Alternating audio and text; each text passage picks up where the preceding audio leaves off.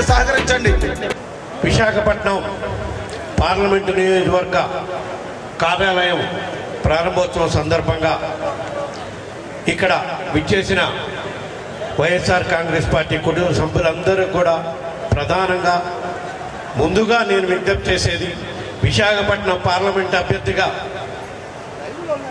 Senior parliament నాయకురాలుగా ఎంతో పేరు ప్రతిష్టలున్న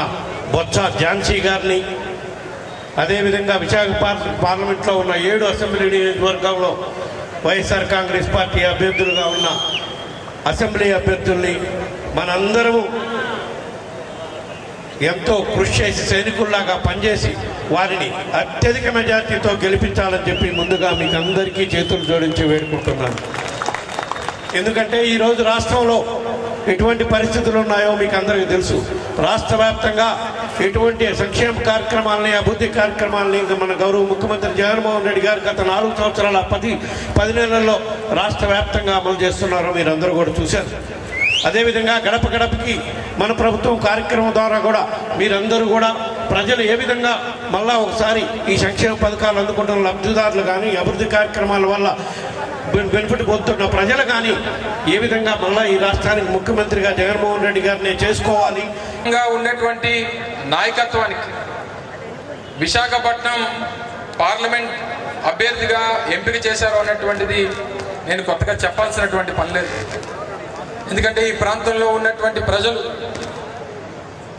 దాదాపు విశాఖపట్నం పట్టణంలో 25 లక్షల మంది జనాభా కలిగినటువంటి విశాఖపట్నం మున్సిపల్ కార్పొరేషన్ లేదా దానికి ఆనుకొని ఉన్నటువంటి భీమిలి నియోజకవర్గం కానీ, లేదా విశాఖపట్నం పార్లమెంట్ నియోజకవర్గ పరిధిలో ఉన్నటువంటి ఎస్కోట నియోజకవర్గం కానీ, ఇవన్నీ కూడా స్థానికంగా ఉన్నటువంటి నాయకత్వానికి ఒకసారన్నా మన పార్లమెంట్ నియోజకవర్గం నుంచి ప్రాతినిధ్యం వహించేటువంటి అవకాశం రావాలని చెప్పి ఎన్నో ఏళ్లగా కోరుకుంటున్నటువంటి సందర్భాన్ని ఈరోజు వైఎస్ఆర్ కాంగ్రెస్ పార్టీ ఈ ప్రాంత ప్రజల తాలూకా కళని నెరవేరుస్తుందని చెప్పి ఈ సందర్భంగా మీ అందరికీ తెలియజేస్తా ఉన్నా. ఈ పార్లమెంట్ నియోజకవర్గంలో ఉన్న క్రియాశీలక కార్యకర్తల సమావేశం అంటే గౌరవ శాసనసభ్యులు, శాసనమండలి సభ్యులు, పార్లమెంట్ సభ్యులు, మరి రేపు ఎన్నికల్లో ఎవరైతే రేపు పోటీ చేయబోతున్నారో ఆ పెద్దలు, వారితో పాటు మరి కార్పొరేషన్ మేయర్ గారు, జిల్లా పరిషత్ చైర్మన్ గారు, మరి వారితో పాటు ఇక్కడ ఉన్న అందరు కార్పొరేటర్లు, అలాగే ఎస్కోట భీముడిపట్నం నుంచి ఇచ్చేసిన మండల అధ్యక్షులు, జడ్పీ మెంబర్ తాలూకా ఉద్దేశం ఇంక రేపు నోటిఫికేషన్ రాబోతుంది. రేపు త్వరలో ఎన్నికలు రాబోతున్నాయి, డేట్లు రేపు అనౌన్స్ చేయబోతున్నారు. ఆ నేపథ్యంలో ఏదైతే మన నాయకులు గౌరవ ముఖ్యమంత్రి గారు, మన పార్టీ అధ్యక్షుడు జగన్మోహన్ రెడ్డి గారు ఆయన ఏదైతే నిర్ణయించారో, ఆయన ఏదైతే దిశ నిర్ణయించారో,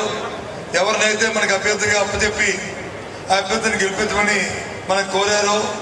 ఆ బాధ్యతని మనందరం మన పుస్తకాలు వేసుకొని మనం నిర్ణయించడానికి ఇవాళ ఈ సమావేశం చెప్పని తమందరూ కూడా మనం చేస్తున్నాం. మీకు తెలియంది కాదు, ఈ 5 సంవత్సరాల్లో ఇక్కడ కూర్చుని మనందరం కూడా ఇవాళ గౌరవ ముఖ్యమంత్రి జగన్మోహన్ రెడ్డి గారితో ఆలోచనతో, ఇవాళ వైఎస్ఆర్సీపీ పార్టీతో అండదండంతో, ముఖ్యమంత్రి తాలూకా అభిమానంతో ఇవాళ ఇన్ని పదవులు మనం అందరం కూడా అనుభవిస్తూ మనం గౌరవంగా ఇవాళ సమాజంలో మనం ఉన్న విషయాన్ని ఒకసారి గుర్తుకు చేసుకోవాల్సిన అవసరం ఉన్నదని మీకు మనం చేస్తాం. పెద్దలు మాట్లాడినప్పుడు చెప్పారు, ఈ పార్టీలోని మిగిలిన పార్టీలు మిగిలిన వాళ్ళకి 5 సంవత్సరాలు పాలించగానే మళ్ళీ మొహం చూపించుకోవాలంటే ప్రజల దగ్గరికి వెళ్ళాలంటే చాలా ఇబ్బంది పడే పరిస్థితులు. కానీ